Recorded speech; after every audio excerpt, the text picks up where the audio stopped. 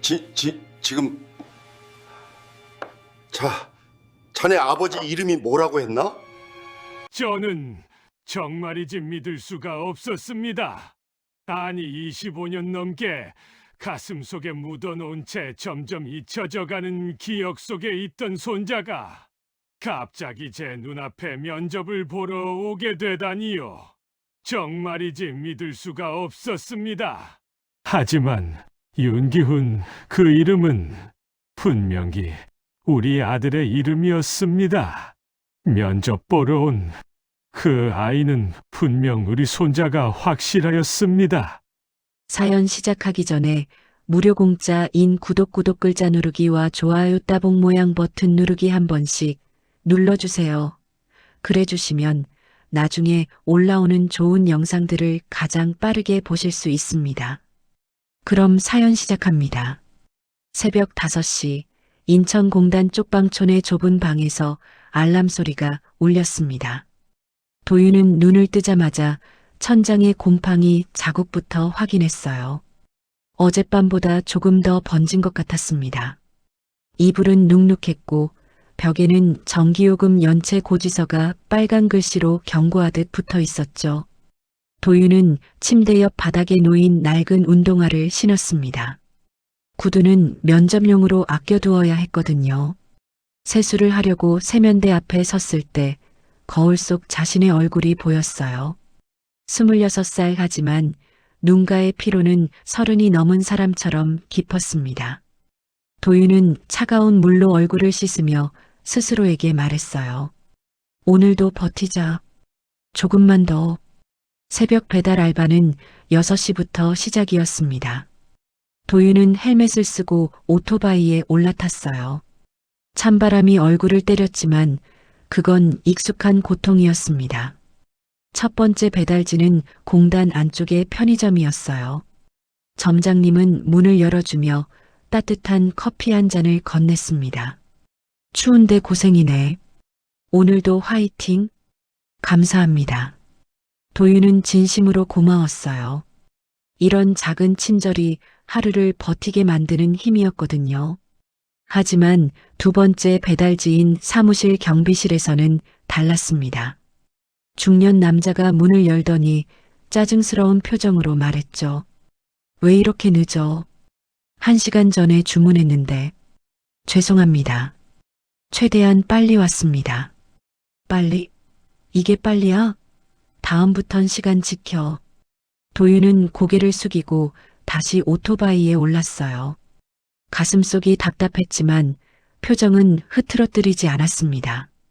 이런 일은 하루에도 몇 번씩 있었거든요. 화를 내거나 항변하면 평점이 떨어지고 평점이 떨어지면 알바를 잃었어요. 그건 곧 생존의 문제였습니다. 배달을 마치고 아침 8시 도윤은 인천 재래시장 골목으로 돌아왔습니다. 엄마가 운영하는 반찬 가게에는 벌써 불이 켜져 있었어요. 은주는 허리를 한번 주무르고 가슴을 가볍게 쓸어내리며 숨을 골랐습니다.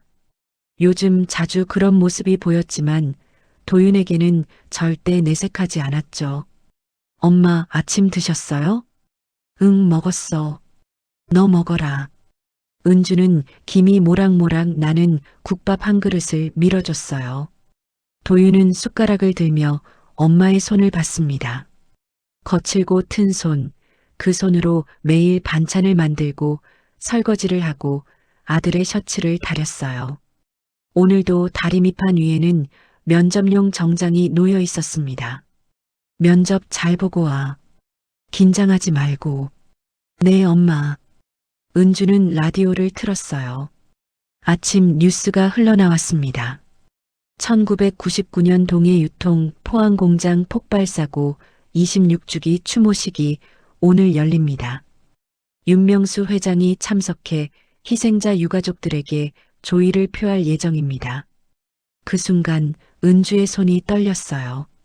리모컨을 집어들어 볼륨을 확 줄였습니다.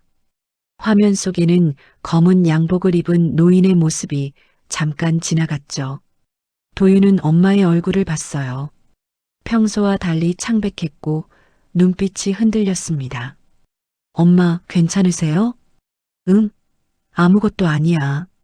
그냥 옛날 일이 생각나서. 은주는 애써 웃으며 국밥 그릇을 치웠어요. 하지만 도윤은 알 수 있었습니다. 엄마가 뭔가를 숨기고 있다는 걸요. 26년 전 그 공장에서 아빠가 돌아가셨다는 건 알았지만 엄마는 그 이야기를 절대 깊게 하지 않았거든요. 그날 밤 도윤은 또 그 꿈을 꿨습니다. 낯선 여자의 목소리가 들려왔어요. 도윤아. 부드럽고 따뜻한 목소리였어요. 하지만 끝까지 들리지 않고 끊겼습니다. 그리고 어디선가 또 다른 목소리가 겹쳐 들렸죠. 도. 이름의 첫 음절만 반복되다가 사라졌어요. 도윤은 꿈속에서 그 목소리를 따라가려 했지만 안개처럼 흐려지며 사라졌습니다. 눈을 떴을 때는 새벽 4시였어요. 심장이 빠르게 뛰었고 이마에는 식은 땀이 맺혀 있었습니다. 또 이 꿈이야. 도윤은 한숨을 쉬며 일어났어요. 이 꿈은 한 달에 2~3번씩 찾아왔습니다. 누군가 자신을 부르는 것 같은데 누구인지 알 수 없었어요. 그냥 꿈일 뿐이라고 생각하려 했지만 이상하게도 마음속 깊은 곳이 무언가를 알고 있는 것 같았습니다. 오전 9시 도윤은 버스를 타고 서울로 향했습니다. 창밖으로 인천의 공단과 아파트, 그리고 한강 다리가 지나갔어요. 핸드폰을 켜자 취준 단톡방에 메시지가 쌓여 있었습니다. 지읒사 광탈유유. 서류 또 떨어짐 리으리응 멘붕. 올해도 취업 망한 듯. 도윤은 메시지를 보며 가슴이 답답해졌어요. 자기도 저 메시지를 쓰게 될지 모른다는 불안감이 밀려왔습니다. 하지만 도윤은 핸드폰을 끄고 눈을 감았어요. 그리고 스스로에게 다짐했습니다. 이번이 마지막이다. 끝까지 해보자. 동해유통 28번째 지원이었습니다. 27번의 탈락 끝에 겨우 얻은 면접 기회였어요. 도윤은 가방 속 이력서를 만졌습니다. 구겨지지 않게 클리어 파일에 넣어둔 이력서, 거기에는 화려한 스펙 대신 솔직한 경험들이 적혀 있었죠. 버스는 서울 도심으로 들어섰습니다. 높은 빌딩들이 하늘을 가렸어요. 도윤은 창밖을 보며 생각했습니다. 저 빌딩 중 하나가 자신의 직장이 될 수 있을까? 아니면 오늘도 또 다른 거절 메시지를 받게 될까? 그는 알지 못했습니다. 오늘이 단순히 면접을 보러 가는 날이 아니라는 것을요. 26년 동안 땅속 깊이 묻혀있던 진실이 오늘을 시작으로 조금씩 수면 위로 떠오르기 시작할 거라는 것을, 그리고 그 진실이 도윤의 인생을, 아니 여러 사람의 인생을 완전히 뒤바꿔 놓을 거라는 것을 말이에요. 동해유통 본사 로비에 도착한 건 10시였습니다. 도윤은 회전문을 통과하며 숨을 깊게 들이마셨어요. 로비 한가운데 설치된 대형 스크린에서는 동해유통의 홍보 영상이 흘러나왔습니다. 최첨단 물류센터, 해외 지점, 웃고 있는 직원들의 모습이 화려하게 펼쳐졌죠. 도윤은 유리창에 비친 자신의 모습을 봤어요. 엄마가 다려준 정장은 깨끗했지만 세탁소 비닐 자국이 아직 소매에 남아 있었습니다. 구두는 어젯밤 치약으로 닦아서 겉은 반짝였지만 뒤축은 닳아 있었어요. 스크린 속 직원들의 맞춤 정장과 비교하니 초라함이 더 크게 느껴졌습니다. 괜찮아. 옷이 면접을 보는 게 아니야. 도윤은 스스로를 다독이며 엘리베이터를 탔어요. 15층 면접장, 버튼을 누르는 손가락 끝이 차가웠습니다. 면접 대기실에는 벌써 5명의 지원자가 앉아 있었어요. 모두 도윤보다 어려 보였습니다. 한 남자는 명함을 꺼내 옆 사람에게 건넸죠. 저 연대 경영학과 나왔고요. 교환학생으로 프랑스 1년 다녀왔어요. 오, 저는 고대 경제학과요. 토익은 990 만점이고요. 그들은 자연스럽게 학교와 스펙을 주고받았습니다. 도윤은 가방을 무릎 위에 올려놓고 조용히 앉아 있었어요. 누군가 물어보면 어떻게 대답해야 할까 걱정이 됐습니다. 인천에 이름 없는 전문대를 나왔다고 말하면 저 사람들은 어떤 표정을 지을까요? 다행히 아무도 묻지 않았어요. 도윤은 보이지 않는 존재처럼 구석에 앉아 시계만 바라봤습니다. 면접 시작까지 20분, 심장이 점점 빨리 뛰기 시작했어요. 10시 20분, 도윤은 화장실로 향했습니다. 거울 앞에 서서 자신의 얼굴을 봤어요. 긴장한 표정, 구부정한 어깨, 자신감 없는 눈빛이 그대로 드러났습니다. 도윤은 어깨를 펴고 거울 속 자신에게 말했어요. 오늘만큼은 나를 작게 만들지 말자. 내가 해온 일들은 부끄러운 게 아니야. 심호흡을 3번 하고 물로 손을 씻었습니다. 차가운 물이 긴장을 조금 가라앉혀줬어요. 도윤은 다시 대기실로 돌아와 자리에 앉았습니다. 11시, 드디어 도윤의 이름이 불렸어요. 윤도윤 씨, 들어오세요. 문을 열고 들어간 면접장은 생각보다 넓었습니다. 긴 테이블 중앙에는 흰 머리의 노인이 앉아 있었어요. 윤명수 회장이었습니다. 양옆으로는 임원 4명이 앉아 있었고 모두 도윤을 바라보고 있었죠. 안녕하십니까? 지원자 윤도윤입니다. 도윤은 정중하게 인사를 했어요. 목소리가 떨리지 않게 신경 쓰며 자리에 앉았습니다. 첫 질문은 지원 동기였어요. 도윤은 준비한 답변을 또박또박 말했습니다. 새벽 배달 알바를 하며 물류의 중요성을 깨달았다는 것, 현장에서 일하는 사람들의 노고를 직접 봤다는 것, 그래서 더 효율적이고 안전한 시스템을 만들고 싶다는 것을 이야기했어요. 임원 한 명이 고개를 끄덕이며 물었습니다. 현장 경험이 있다고 했는데 구체적으로 어떤 문제를 발견했나요? 도윤은 새벽 배달 중 겪은 일들을 예로 들었어요. 주소가 부정확해서 헤맨 경험, 물건을 잘못 배송받아 화난 고객, 비가 오는 날 젖은 박스가 찢어진 일까지 세세하게 설명했습니다. 이론이 아닌 현실의 이야기였기에 임원들의 표정이 조금씩 바뀌는 게 보였어요. 분위기가 조금 풀렸습니다. 하지만 도윤은 긴장을 늦추지 않았어요. 마지막 질문이 남아 있었거든요. 윤명수 회장이 천천히 입을 열었습니다. 목소리는 나지막했지만 무게감이 있었어요. 지금의 그대를 만든 가장 중요한 사람은 누구요? 도윤은 잠시 망설였습니다. 엄마라고 대답하는 게 안전할까요? 아니면 멘토나 선생님을 이야기하는 게 나을까요? 하지만 도윤의 입에서는 다른 대답이 나왔습니다. 돌아가신 아버지 윤기훈입니다. 회장의 손이 미세하게 떨렸어요. 펜을 쥔 손가락에 힘이 들어갔습니다. 아버지는 동해유통 포항 공장에서 안전관리자로 일하셨습니다.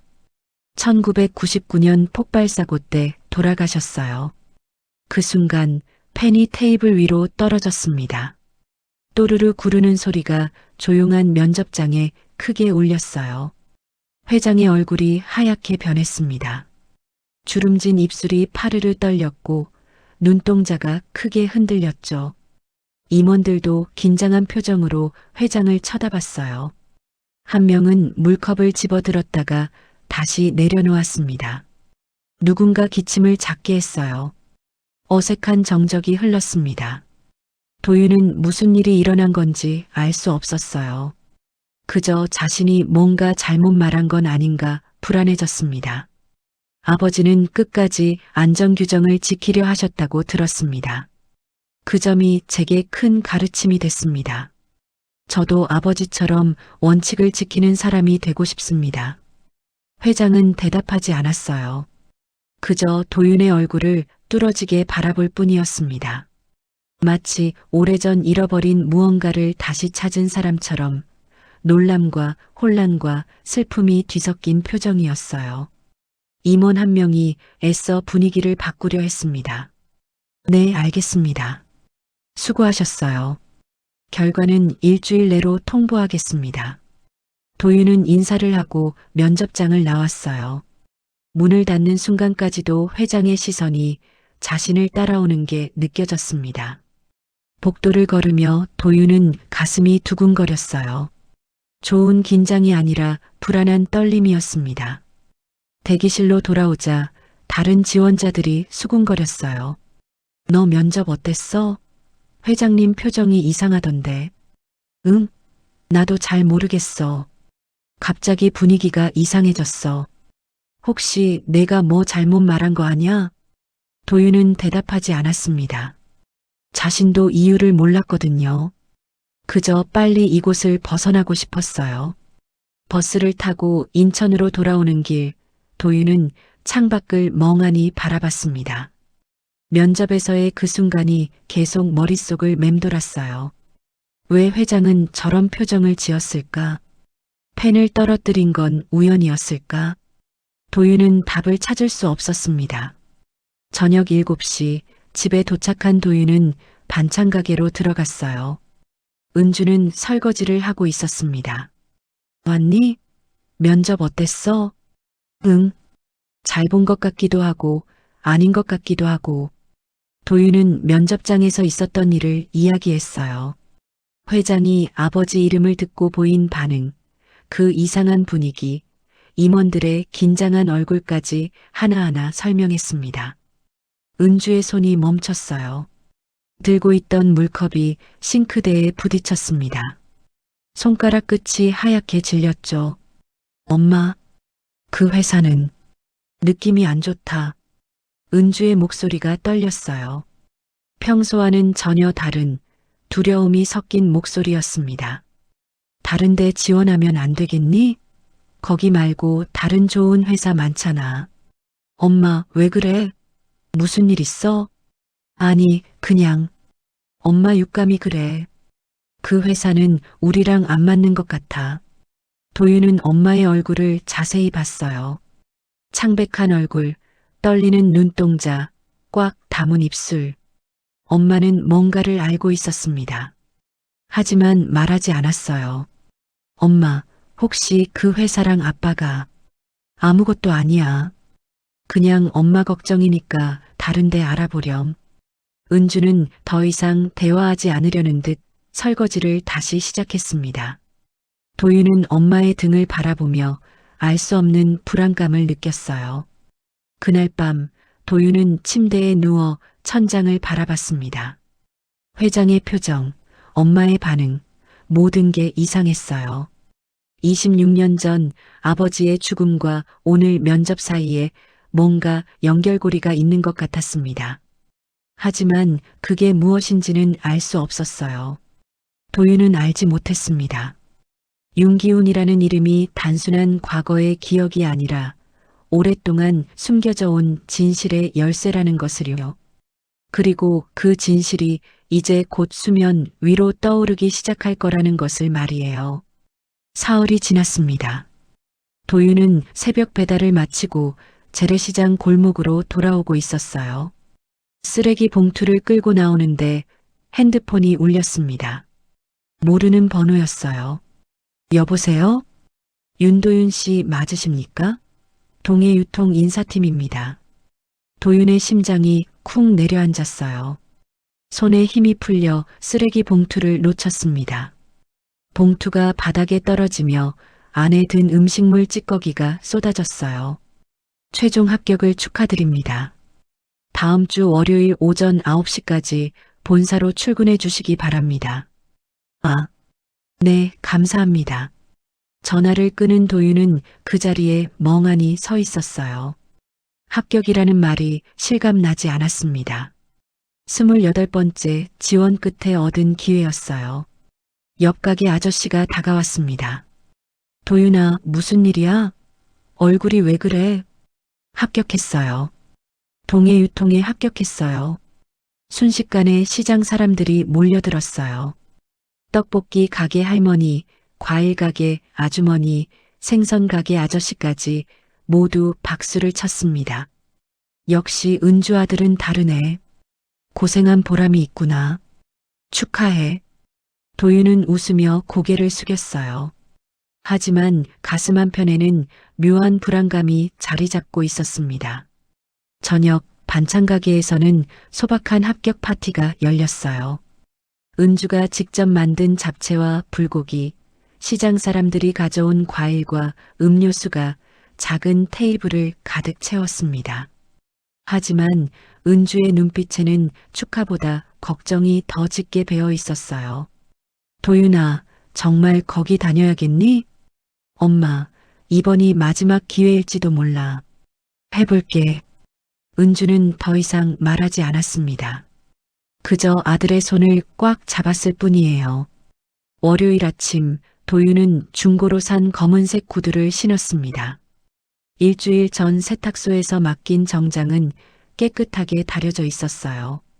거울 앞에 선 도윤은 낯선 자신의 모습을 봤습니다. 회사원, 이 단어가 아직은 어색했어요. 동해 유통본사에 도착한 건 8시 30분이었습니다. 인사팀 직원이 도윤을 맞이했어요. 신입사원 오리엔테이션 전에 회사 투어부터 할게요. 따라오세요. 구내식당은 호텔 뷔페처럼 넓고 화려했습니다. 샐러드바, 한식 코너, 양식 코너까지 구분되어 있었어요. 지하에는 헬스장과 수면실이 있었고 옥상에는 작은 정원까지 조성되어 있었습니다. 여기는 직원들이 쉬는 공간이에요. 점심시간에 산책하시는 분들 많아요. 도윤은 고개를 끄덕이며 주변을 둘러봤어요. 하지만 마음 한편에서는 이물감이 느껴졌습니다. 나는 이 세계에 속한 사람일까? 이곳의 공기조차 낯설게 느껴졌어요. 투어를 계속하던 중이었습니다. 복도를 지나가는데 유리창 너머로 회의실이 보였어요. 안에서는 프레젠테이션이 진행 중이었습니다. 발표자는 검은색 정장을 입은 젊은 남자였어요. 도윤은 멈춰섰습니다. 그 남자의 옆모습이 묘하게 익숙했거든요. 턱선, 눈매, 심지어 서 있는 자세까지 어디선가 본 것 같았습니다. 아니, 매일 거울에서 보는 모습이었어요. 저 사람은 누구예요? 아, 전략기획팀 윤도현 과장님이요. 회장님 손자시기도 해요. 인사팀 직원은 아무렇지 않게 대답하며 다시 걸었습니다. 하지만 도윤은 한동안 그 자리에 서서 유리창 너머를 바라봤어요. 투어가 끝나고 도윤은 물류지원팀으로 배치받았습니다. 팀장이 자리를 안내해주고 사원증과 명함을 건넸어요. 오늘은 서류 작업만 하고 일찍 퇴근해도 돼요. 내일부터 본격적으로 업무 시작할 거예요. 감사합니다. 도윤은 책상에 앉아 컴퓨터를 켰습니다. 하지만 집중이 되지 않았어요. 머릿속에는 아까 본 그 남자의 얼굴이 계속 떠올랐습니다. 오후 5시 퇴근 시간이 되었습니다. 도윤은 가방을 들고 엘리베이터 앞으로 향했어요. 버튼을 누르고 기다리는데 뒤에서 발소리가 들렸습니다. 엘리베이터 문이 열렸어요. 안에서 한 남자가 나왔습니다. 비싼 정장, 반짝이는 구두, 그리고 도윤과 똑같은 얼굴이었어요. 두 사람은 동시에 멈춰 섰습니다. 엘리베이터 앞에서 마주본 순간 주변이 조용해지는 것 같았어요. 복도를 지나가던 직원들이 하나둘 발걸음을 멈추고 두 사람을 번갈아 봤습니다. 안녕하세요. 먼저 인사를 건넨 건 그 남자였어요. 목소리는 차분했지만 눈빛에는 놀라움이 담겨 있었습니다. 전략기획팀 윤도현입니다.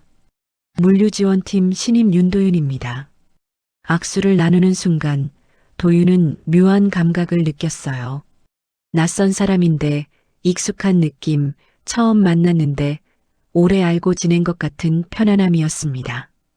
도연도 똑같은 표정을 짓고 있었어요. 주변에서 누군가 웃으며 말했습니다. 진짜 닮았네. 혹시 쌍둥이 아니에요? 성까지 갔네. 윤씨끼리. 작은 소란이 일었어요. 직원들은 신기하다는 표정으로 두 사람을 바라봤습니다. 도윤은 어색하게 웃었고 도연은 침착하게 고개를 숙였어요. 그럼 먼저 가보겠습니다. 도연은 복도로 사라졌습니다. 도윤은 그의 뒷모습을 보며 가슴이 두근거렸어요. 단순히 닮은 것 이상의 무언가가 있는 것 같았습니다. 집으로 돌아오는 버스 안에서 도윤은 창밖을 보며 생각했어요. 윤도현, 그 이름이 머릿속을 떠나지 않았습니다.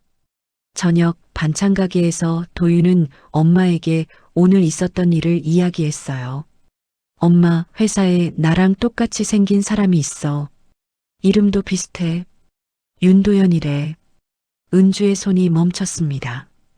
들고 있던 젓가락이 바닥에 떨어졌어요. 얼굴이 하얗게 질렸습니다. 엄마, 세상에 닮은 사람 셋이라잖니. 그냥 우연이겠지. 은주는 애써 웃으며 젓가락을 주워 들었습니다. 하지만 손은 계속 떨리고 있었어요. 도윤은 엄마의 눈동자가 크게 흔들리는 걸 봤습니다. 근데 진짜 신기해. 눈도 똑같고 코도 똑같고. 그 사람 얘기는 그만하자. 밥이나 먹어. 은주는 더 이상 대화하고 싶지 않다는 표정으로 반찬을 집어 도윤의 그릇에 올려놓았어요. 도윤은 더 묻지 못했습니다. 그날 밤 도윤은 잠들기 전까지 도연의 얼굴을 떠올렸어요. 악수할 때 느꼈던 그 이상한 익숙함, 설명할 수 없는 편안함이 계속 마음에 걸렸습니다. 복도에서 스쳐 지나가던 직원들의 말도 귓가에 맴돌았어요. 쌍둥이 같다는 말, 정말 닮았다는 말들이 머릿속에서 메아리 쳤습니다. 도윤은 알지 못했습니다. 그 익숙함이 우연이 아니라는 것을요. 26년 전 같은 뱃속에서 함께 자랐던 혈육으로서의 본능적인 반응이라는 것을요. 그리고 이제 곧 그 진실이 두 사람 앞에 나타나게 될 거라는 것을 말이에요. 2주일이 흘렀습니다. 도윤은 회사 생활에 조금씩 적응해 가고 있었어요. 물류 시스템을 배우고 현장 보고서를 정리하고 선배들의 지시를 받으며 하루하루를 보냈습니다. 하지만 복도에서 도연과 마주칠 때마다 여전히 묘한 감정이 밀려왔어요. 어느 토요일 오후 도윤은 인천 재래시장으로 돌아왔습니다. 시장 입구에 커다란 현수막이 걸려 있었어요. 붉은 글씨로 적힌 문구가 눈에 들어왔습니다. 재개발 구역 지정 안내. 이주 및 보상 설명회 다음 주 수요일 오후 2시. 도윤의 발걸음이 멈췄어요. 시장 상인들이 게시판 앞에 모여 서류를 보고 있었습니다. 복잡한 숫자와 법률 용어가 빼곡히 적힌 공지문이었죠. 보상금이 이것밖에 안 된다고? 이걸로 어떻게 다시 가게를 차려? 임시상가는 어디 있는 건데? 거기 가면 장사가 되겠어? 평생 여기서 장사했는데 이제 다 끝이네. 상인들의 목소리에는 분노와 절망이 섞여 있었어요. 도윤은 반찬 가게로 달려갔습니다. 은주는 게시판에 붙은 공지문을 뚫어지게 보고 있었어요. 엄마, 이거 읽어봤어? 글씨가 너무 작아서 잘 안 보여. 도윤아, 내가 읽어줄래? 도윤은 공지문을 천천히 읽기 시작했습니다. 철거 일정, 보상 기준, 임시 상가 위치, 이주 절차까지 하나하나 설명했어요. 읽어갈수록 은주의 얼굴이 어두워졌습니다. 이주는 6개월 후래. 그 전까지 다른 곳을 알아봐야 해. 6개월이면 너무 짧잖아. 엄마 몸도 안 좋은데. 은주는 가슴을 쓸어내렸어요. 요즘 자주 그러는 모습이 보였습니다. 숨이 가빠 보였고 얼굴도 예전보다 창백했어요. 괜찮아. 엄마는 괜찮으니까 너는 회사 일이나 열심히 해. 하지만 도윤은 알고 있었습니다. 엄마가 괜찮지 않다는 걸요. 그날 저녁 시장 골목을 걷는데 할머니 두 분이 수군거리는 소리가 들렸어요. 도윤은 모퉁이에 멈춰 섰습니다. 은주 말이야, 옛날에 애둘 낳았다더라. 응? 도윤이 하나잖아. 아니, 쌍둥이를 낳았는데 한 명은 시댁에서 데려갔다 카더라. 어머, 그런 일이? 불쌍하게. 도윤의 심장이 철렁 내려앉았습니다. 쌍둥이라는 단어가 귓속에서 울렸어요. 머릿속에 도연의 얼굴이 떠올랐습니다. 똑같은 눈, 똑같은 코, 똑같은 입술이었죠. 설마 하는 생각이 스쳤어요. 하지만 곧 고개를 저었습니다. 말도 안 되는 상상이라고 스스로를 다독였어요. 월요일 회사에서는 전 직원 건강검진이 실시됐습니다. 사내 의료센터는 넓고 깨끗했어요. 간호사들이 직원들을 안내하며 차례로 검사를 진행했습니다. 도윤의 차례가 되었어요. 혈압 측정, 시력 검사를 마치고 체열실로 들어갔습니다. 간호사가 친절하게 말했어요. 팔을 펴주세요. 금방 끝날 거예요. 주사 바늘이 들어가는 순간 도윤은 눈을 감았습니다. 피를 보는 게 익숙하지 않았거든요. 체열이 끝나고 눈을 떴을 때 간호사가 시험관에 특별한 스티커를 붙이고 있었어요. 파란색 별 모양 스티커였습니다. 저게 뭐예요? 아, 이건 특별검사 대상 표시예요. 걱정 마세요. 간호사는 웃으며 대답했지만 도윤은 의아했어요. 왜 자신에게만 특별검사를 하는 걸까요? 같은 시각, 다른 검사실에서는 도연이 체열을 받고 있었습니다. 간호사는 도연의 혈액 샘플에도 똑같은 파란색 별 스티커를 붙였어요. 도연은 그걸 보지 못했습니다. 핸드폰을 보며 업무 메시지를 확인하고 있었거든요.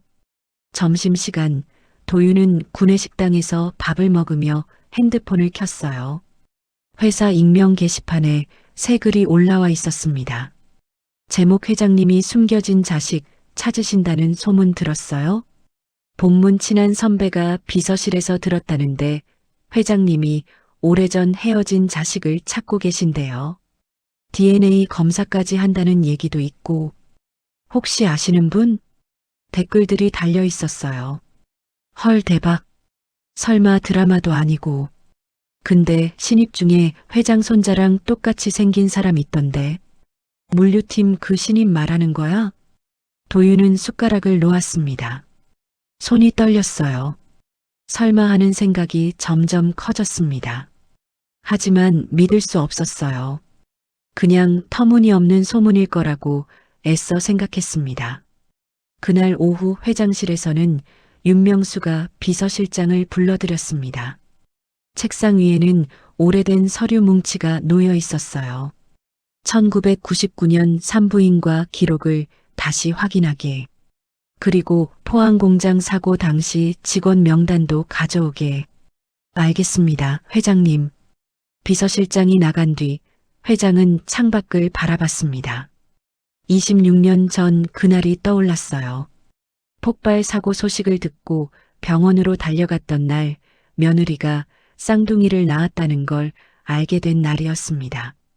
그리고 어머니 오말순이 그중 한 아이를 데려와 도연이라는 이름을 붙였던 날도 기억났어요. 회장은 그때 반대하지 못했습니다.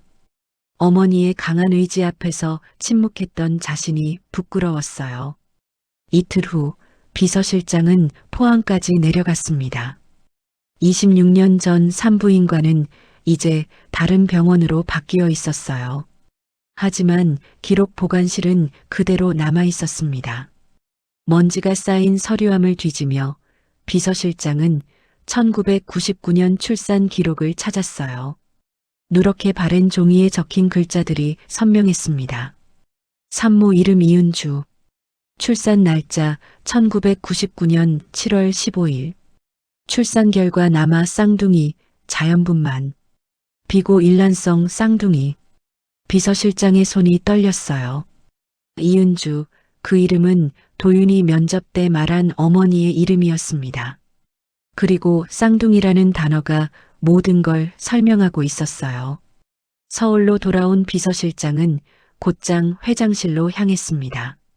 서류를 건네며 조용히 말했어요. 확인했습니다. 회장님. 일란성 쌍둥이가 맞습니다. 회장은 서류를 받아들었습니다. 손이 떨려 글자가 제대로 보이지 않았어요. 26년 동안 외면해온 진실이 종이 한 장 위에 담겨 있었습니다.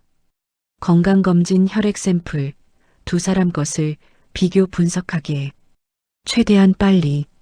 알겠습니다. 그날 밤 인천 재래시장에서는 은주가 반찬을 만들고 있었어요. 하지만 자꾸만 가슴이 답답했습니다. 숨이 가빴고 손이 저렸어요. 국자를 들다가 그만 바닥에 떨어뜨리고 말았습니다. 은주는 벽을 잡고 주저앉았어요. 가슴을 움켜쥐며 힘겹게 숨을 쉬었습니다. 이런 증상이 점점 자주 나타나고 있었어요. 조금만 더 버티자. 도윤이가 자리 잡을 때까지만. 은주는 스스로에게 말하며 일어났습니다. 하지만 다리에 힘이 들어가지 않았어요. 한편 회사 연구소에서는 2개의 혈액 샘플이 분석되고 있었습니다. 파란색 별 스티커가 붙은 2시험관, 그 안에 담긴 진실이 곧 밝혀질 예정이었어요. 도윤과 도현, 2사람은 아직 아무것도 몰랐습니다. 하지만 운명의 톱니바퀴는 이미 돌아가기 시작했어요. 그리고 그 끝에는 모두의 삶을 뒤바꿀 진실이 기다리고 있었습니다. 3일 후 비서실장은 포항으로 다시 향했습니다. 이번에는 병원 기록만이 아니었어요. 1999년 폭발 사고 당시 상황을 증언할 수 있는 사람들을 찾아야 했습니다. 옛 동해 유통 공장터는 이제 아파트 단지로 바뀌어 있었어요. 비서실장은 근처 경로당을 찾아갔습니다. 그곳에는 공장에서 일했던 노인들이 모여 있었죠. 윤기훈 씨요? 그 양반 참 성실했지. 안전관리자였는데 원칙을 꼭 지키려고 했어요. 폭발 사고 나던 날 그 양반 부인이 산통 때문에 병원 가는 중이었대요. 그래서 공장 앞 숙소에 혼자 있었죠. 사고 나자마자 직원들 대피시키려고 공장 안으로 뛰어들어갔다고 들었어요. 그 뒤로 못 나왔죠. 비서실장은 메모를 하며 고개를 끄덕였습니다. 그리고 조심스럽게 물었어요. 부인 이은주 씨는 그 후 어떻게 되셨나요? 쌍둥이 낳았는데 시댁에서 한 명을 데려갔다고 했어요. 그 일로 완전히 무너지셨죠. 얼마 후 인천으로 떠났다고 들었습니다. 모든 조각이 맞아떨어지고 있었어요. 비서실장은 서울로 돌아와 회장에게 보고했습니다. 윤명수는 차 안에 앉아 보고서를 읽었어요. 손이 떨려 종이가 바스락거렸습니다. 26년 전 며느리가 병원에서 돌아왔을 때 어머니 오말수는 이미 한 아이를 품에 안고 있었어요. 그때 회장은 왜 의심하지 않았을까요? 아니, 의심은 했지만 외면했던 걸까요? 인천으로 가게. 예, 회장님. 차가 출발했습니다. 회장은 창밖을 보며 과거를 떠올렸어요. 아들 기우는 성실하고 원칙을 지키는 사람이었습니다. 회사를 물려받기보다는 현장에서 일하는 걸 좋아했죠. 그래서 포항 공장 안전관리자로 일하게 됐어요. 그런 아들이 폭발 사고로 죽었을 때 회장은 무너졌습니다. 하지만 어머니는 달랐어요. 며느리가 낳은 쌍둥이 중 한 명을 데려와 이렇게 말했죠. 윤 씨 피는 하나면 충분해. 나머지는 저쪽에 두면 돼. 회장은 반대했어야 했습니다. 하지만 그러지 못했어요. 아들을 잃은 슬픔에 빠져 어머니의 결정을 묵인했던 겁니다. 인천의 한 병원 앞에 차가 멈췄습니다. 회장은 천천히 차에서 내렸어요. 지팡이를 짚고 병원 정원으로 들어갔습니다. 약속 장소는 정원 벤치였어요. 벤치에는 이미 한 여자가 앉아 있었습니다. 은주였어요. 26년 만에 재회였지만 2사람은 쉽게 말을 꺼내지 못했습니다. 오랜만입니다. 네. 은주의 목소리는 떨렸어요. 얼굴은 수척했고 손은 가늘게 떨리고 있었습니다. 포항에서의 일을 이야기해 주시겠습니까? 은주는 깊게 숨을 들이마셨어요. 그리고 천천히 말하기 시작했습니다. 남편은 좋은 사람이었어요. 매일 공장에서 돌아오면 제 손을 잡고 아기 이야기를 했죠. 쌍둥이라는 걸 알았을 때 정말 기뻐했어요. 은주의 눈가에 눈물이 맺혔습니다. 사고 나던 날 저는 산통 때문에 병원으로 가는 중이었어요. 구급차 안에서 폭발 소리를 들었습니다. 하늘이 붉게 타오르는 게 보였어요. 그 후로는 아이들을 낳고 정신을 차렸을 때 남편이 돌아가셨다는 소식을 들었어요. 며칠 후 서울시댁으로 불려 올라갔죠. 은주는 말을 멈췄어요. 다음 이야기를 꺼내기가 힘들었습니다. 시어머님이 병실로 들어오셨어요. 그리고 아이 한 명을 품에 안고 나가셨습니다. 제가 말렸지만 소용없었어요. 윤 씨 피는 하나면 충분하다고 하셨어요. 나머지는 내가 키우라고요. 은주의 목소리가 떨렸습니다. 그때의 공포와 절망이 다시 밀려왔어요. 저는 산후 몸으로 바닥에 엎드려 울부짖었어요. 하지만 아무도 도와주지 않았습니다. 돈도 없고 의지할 곳도 없었어요. 은주는 손으로 얼굴을 가렸습니다. 눈물이 손가락 사이로 흘러내렸어요. 그 후 인천으로 내려와 반찬 가게를 시작했어요. 도윤이를 키우면서 매일 생각했습니다. 빼앗긴 아이는 어떻게 자라고 있을까? 건강하게 잘 크고 있을까? 윤명수는 아무 말도 할 수 없었습니다. 손에 쥔 서류가 땀으로 젖어들었어요. 26년 동안 자신이 외면해온 진실이 너무나 선명하게 드러났습니다. 죄송합니다. 회장의 목소리는 쉰 목소리였어요. 나이든 남자의 후회가 담긴 사과였습니다. 죄송하다는 말로는 부족하다는 걸 압니다.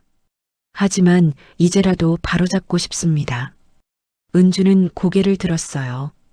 눈물로 얼룩진 얼굴로 회장을 바라봤습니다. 도윤이와 도연이는 형제라는 걸 알아야 합니다.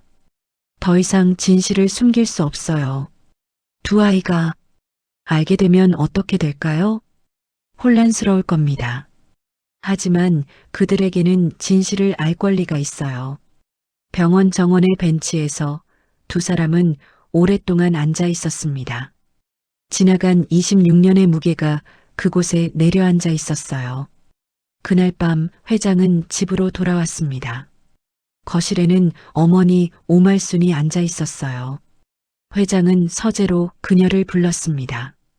책상 위에 출산 기록과 사고 기록을 펼쳐놓고 회장은 어머니를 마주봤어요. 어머니, 이게 뭡니까? 오말순은 서류를 보더니 고개를 돌렸습니다. 옛날 일을 왜 들추시나? 옛날 일이 아닙니다. 지금 일입니다. 도연이의 형제가 우리 회사에 있어요. 그게 무슨... 어머니가 빼앗아온 아이가 바로 도윤입니다. 쌍둥이 형제예요. 오말순의 얼굴이 하얗게 변했어요. 입술이 파르르 떨렸습니다. 가문을 지키려 한 것뿐이야. 그 여자는 아무것도 없었잖아. 우리 집안 아이를 제대로 키울 수 없었어. 가문을 지킨 게 아니라 가족을 파괴한 겁니다. 회장의 목소리는 단호했어요. 평생 어머니 앞에서 이렇게 강하게 말한 적이 없었습니다. 한 어머니에게서 아이를 빼앗았어요. 26년 동안 그 아이는 가난 속에서 자랐고 다른 한 아이는 진실을 모른 채 살았습니다. 오말수는 무릎을 꿇었어요. 눈물이 주름진 얼굴을 타고 흘러내렸습니다. 미안하다. 정말 미안해. 그날 밤 윤명수는 서재에서 홀로 앉아 있었습니다. 창밖으로 서울의 야경이 보였어요. 화려한 불빛들 사이로 회장은 26년 전 잃어버린 것들을 생각했습니다. 아들 기훈, 며느리 은주, 그리고 두 손자가 함께 있어야 할 시간들이었어요. 그 모든 것이 한순간의 침묵과 외면으로 무너져 내렸습니다. 이제 남은 건 바로잡는 일뿐이었어요. 비록 26년이 흘렀지만 진실을 밝히고 가족을 회복시키는 일 말입니다. 다음 날 오전 10시 도윤과 도연은 동시에 비서실로부터 연락을 받았습니다. 회장실로 와달라는 내용이었어요. 두 사람은 서로 다른 층에 있었지만 거의 같은 시간에 엘리베이터를 탔습니다. 엘리베이터 안에서 다시 마주친 순간 둘은 어색하게 고개를 끄덕였어요. 회장님이 부르셨나 봐요. 저도요. 무슨 일일까요? 도연의 목소리는 평소보다 조금 떨리고 있었습니다. 도윤도 마찬가지였어요. 둘 다 예감하고 있었지만 아직 확신할 수는 없었습니다. 회장실 문 앞에 도착했을 때 비서가 문을 열어주었어요. 넓은 회장실 안에는 윤명수가 창가에 서 있었습니다. 평소와는 다른 무거운 분위기가 느껴졌어요. 들어오게. 두 사람은 나란히 회장실 안으로 들어갔습니다.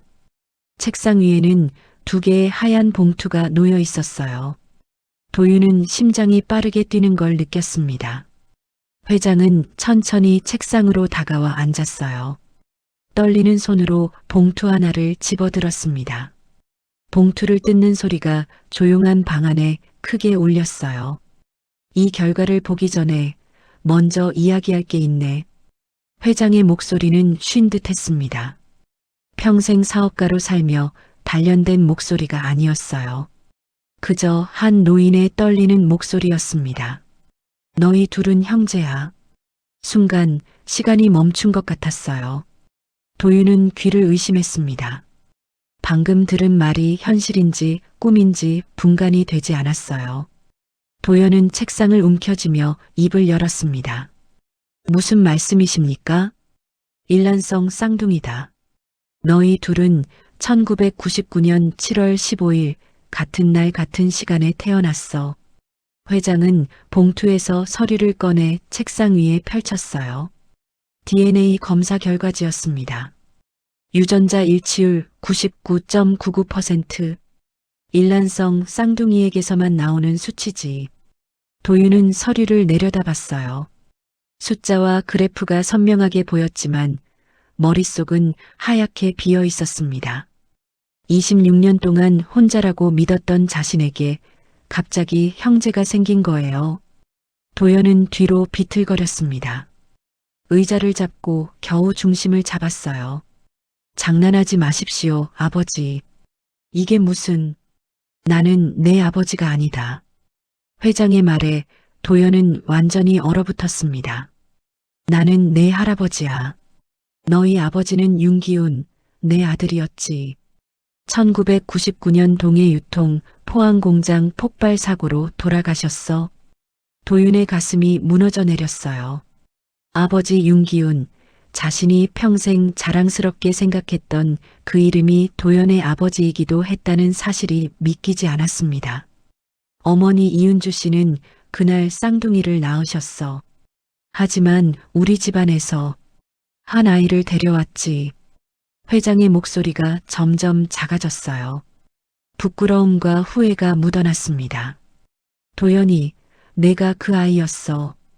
그리고 도윤이는 어머니 곁에 남겨진 아이였고, 도연은 무릎이 꺾였어요. 그대로 바닥에 주저앉으며 머리를 감싸쥐었습니다. 안 돼. 이건 거짓말이야. 제 인생이 거짓말이었다고요? 거짓말이 아니라 진실을 숨긴 거였어. 미안하다, 도연아. 도윤은 말을 잃었습니다. 재래시장과 대저택 사이의 거리, 배달 알바와 전략기획팀 사이의 간극, 빼앗긴 26년의 무게가 한꺼번에 밀려왔어요. 다리에 힘이 풀려 의자에 주저앉았습니다. 제 엄마는 알고 계셨나요? 어머니는 평생 그 아픔을 안고 살아오셨어. 매일 빼앗긴 아이를 생각하며 말이야. 도윤의 눈에서 눈물이 흘러내렸어요. 엄마가 왜 그렇게 동해 유통을 싫어했는지, 왜 도연 이야기만 나오면 불안해했는지 이제야 이해가 됐습니다. 세 사람이 충격 속에 말을 잃고 있을 때 갑자기 문이 열렸어요. 비서가 급히 들어왔습니다. 회장님, 큰일 났습니다. 무슨 일인가? 이은주 씨가 심정지로 응급실에 실려갔습니다. 지금 위급한 상태라고 합니다. 도윤은 벌떡 일어났어요. 온몸에 피가 차갑게 식는 것 같았습니다. 어느 병원이요? 인천중앙병원입니다. 지금 당장 가야 해요. 회장은 곧바로 일어섰습니다.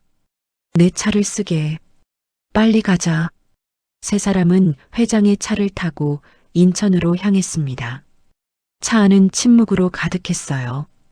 도윤은 창밖을 보며 손을 떨었습니다. 엄마를 잃을지도 모른다는 공포가 엄습했어요. 도연은 뒷좌석에 앉아 손을 꼭 쥐고 있었습니다. 한 번도 본 적 없는 생모였지만 가슴 한편이 아팠어요. 그 여자가 26년 동안 얼마나 아파했을지 상상이 됐습니다. 회장은 앞좌석에서 눈을 감고 있었어요. 며느리를 제대로 지키지 못한 죄책감, 두 손자를 갈라놓은 후회가 밀려왔습니다. 차는 최대한 빠르게 달렸어요. 1시간 반이 걸릴 거리를 1시간 만에 도착했습니다.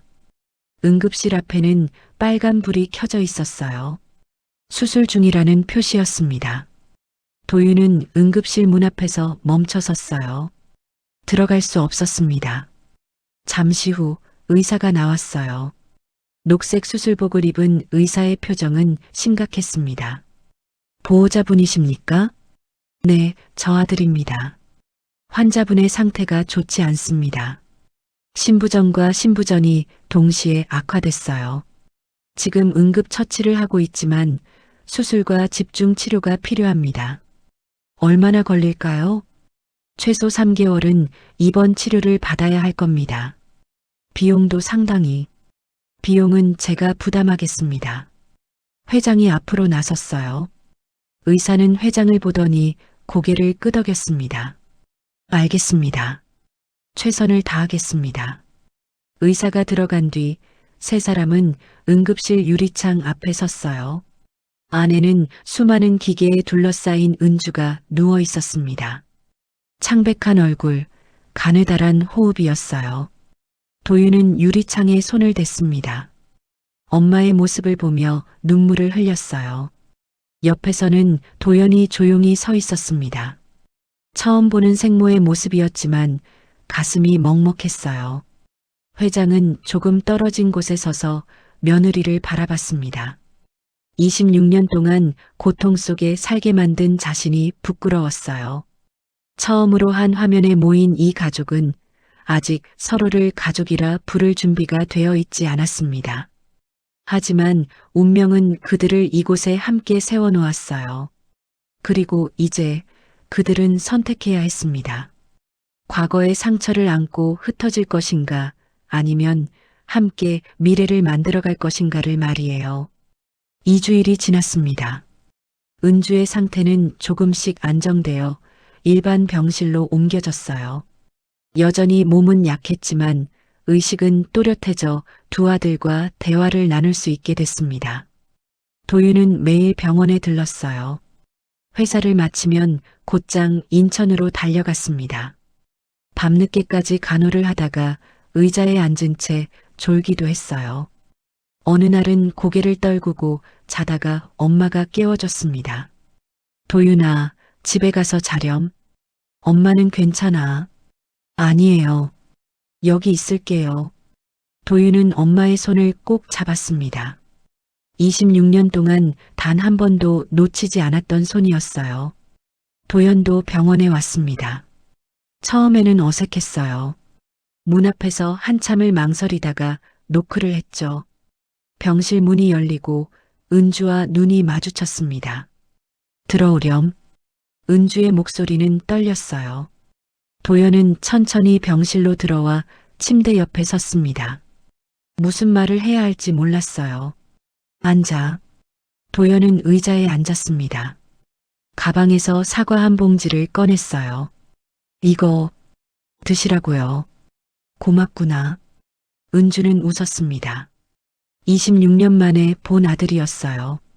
아기였던 모습은 사라지고 어엿한 청년이 되어 있었습니다. 도연은 서툰 손놀림으로 사과를 깎기 시작했어요. 칼질이 익숙하지 않아 사과 껍질이 뚝뚝 끊어졌습니다. 은주는 그 모습을 보며 눈물을 참았어요. 엄마, 라고 불러도 될까요? 도연의 목소리가 떨렸습니다. 은주는 고개를 끄덕였어요. 그럼 좋지. 그날부터 도연은 일주일에 두세 번씩 병원을 찾았습니다. 때로는 도윤과 함께 오기도 했어요. 두 형제는 병실 복도에서 나란히 앉아 커피를 마시며 조금씩 대화를 나눴습니다. 형은 어떻게 자랐어? 재래시장에서요. 엄마 반찬 가게 옆 작은 방에서 살았어요. 힘들었겠네. 힘들었죠. 근데 엄마가 있어서 괜찮았어요. 도연은 고개를 숙였습니다. 자신은 모든 걸 가지고 자랐는데 형은 아무것도 없이 자랐다는 사실이 마음에 걸렸어요. 어느 날 회장이 병실을 찾아왔습니다. 은주와 단둘이 이야기를 나눈 뒤 복도에서 도윤을 불렀어요. 도윤아, 할아버지 말 좀 들어볼래? 네. 두 사람은 병원 옥상 벤치에 앉았습니다. 인천 도시 풍경이 내려다 보였어요. 회사로 돌아오게. 과장 자리에서 시작하게 해주마. 그리고 집도 준비하겠네. 어머니 병원비도 걱정하지 말고. 회장의 제안은 솔깃했어요. 도윤은 잠시 흔들렸습니다. 평생 돈 걱정을 하지 않고 살 수 있는 기회였거든요. 생각해 볼게요. 서둘러 결정하게. 우리 집안 사람이 이렇게 살면 안 되지 않나? 도윤은 대답하지 않았어요. 옥상 난간에 기대어 도시 불빛을 바라봤습니다. 그날 밤 도윤은 집으로 돌아와 침대에 누워 생각했어요.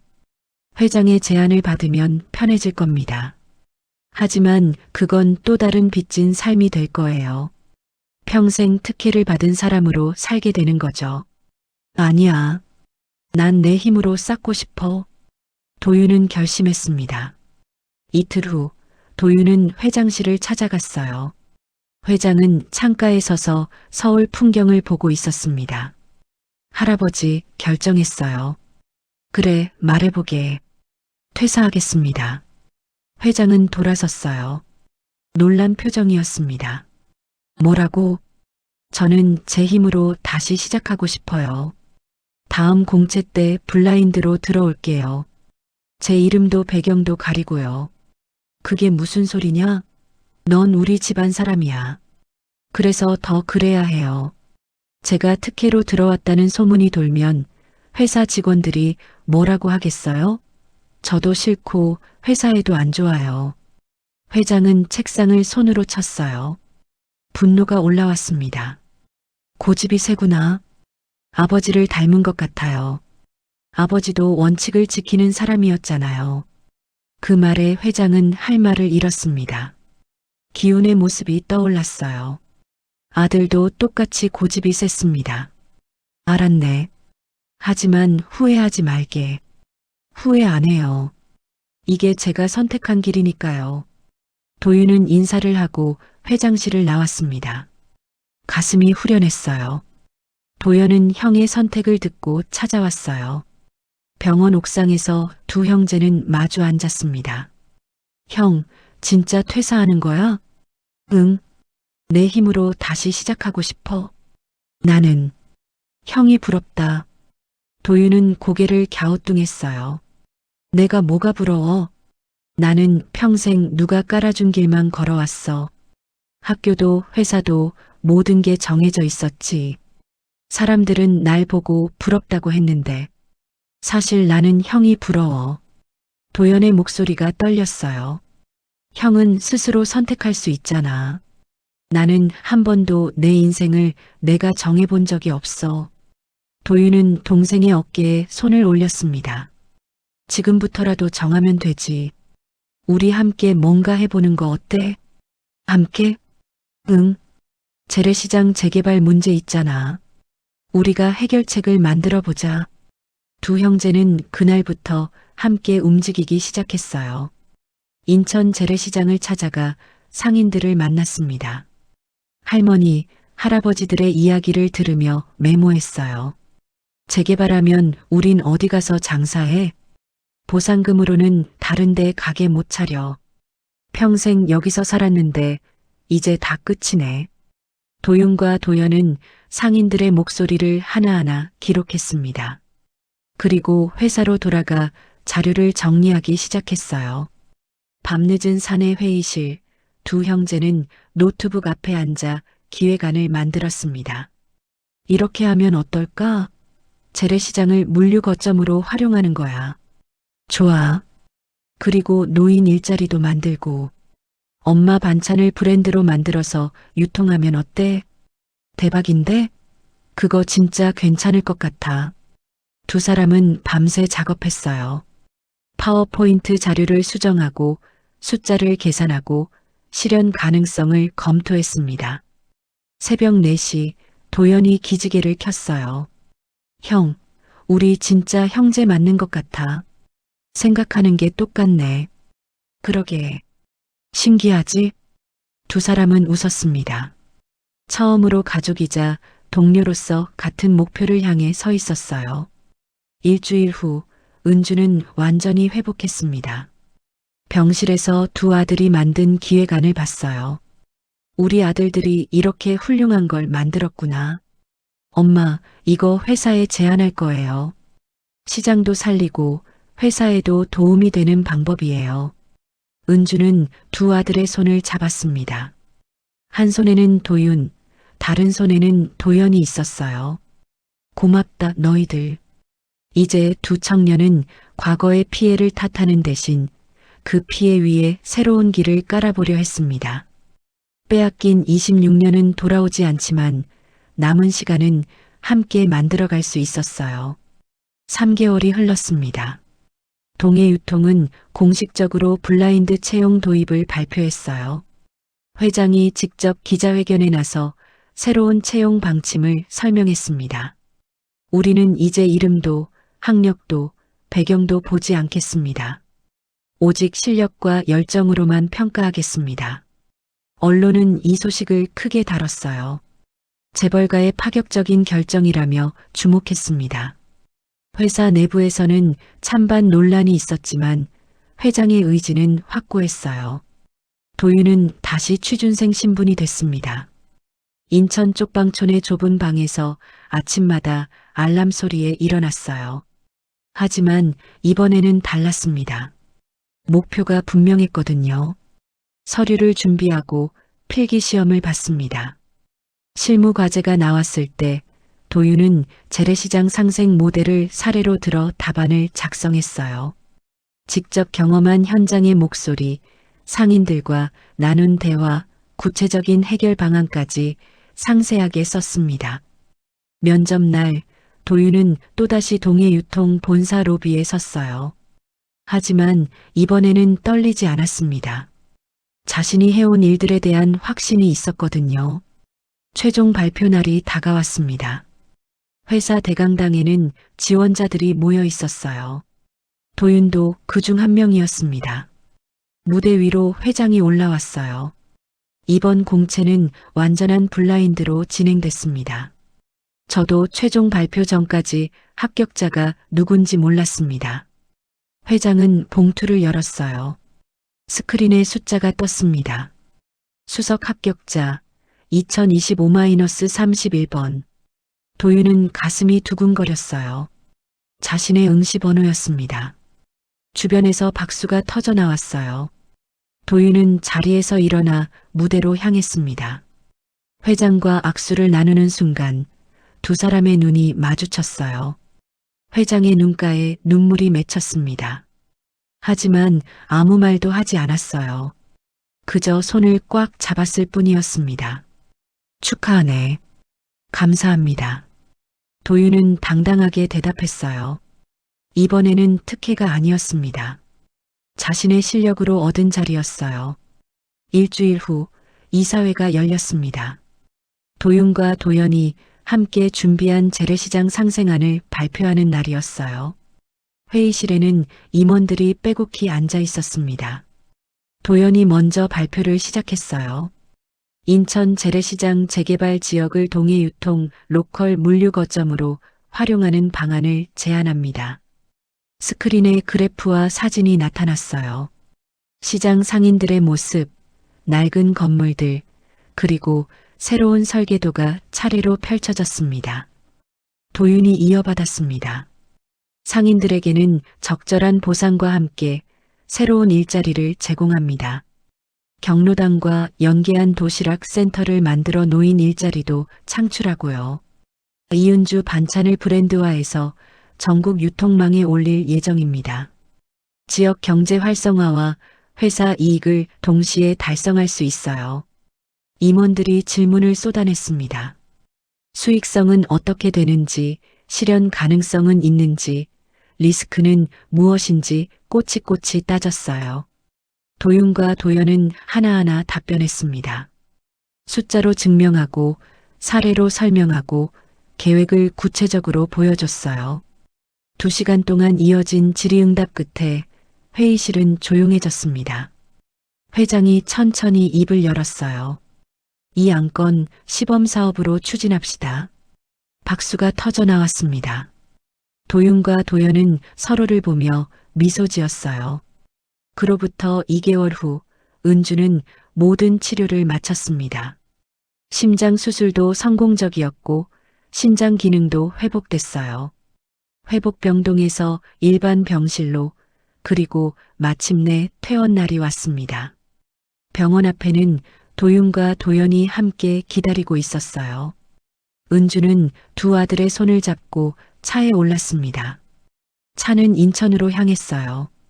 재래시장은 변하고 있었습니다. 낡은 건물 일부가 철거되고 새로운 건물이 올라가고 있었어요. 하지만 완전히 없어진 건 아니었습니다. 옛 모습을 간직하면서도 새롭게 태어나고 있었죠. 동해유통 로컬 물류 거점 건물이 들어섰어요. 그 옆에는 경로당과 도시락 센터가 자리 잡았습니다. 노인들이 앞치마를 두르고 도시락을 포장하는 모습이 보였어요. 이은주 반찬 포장지가 붙은 상자들이 트럭에 실렸습니다. 전국으로 배송될 예정이었어요.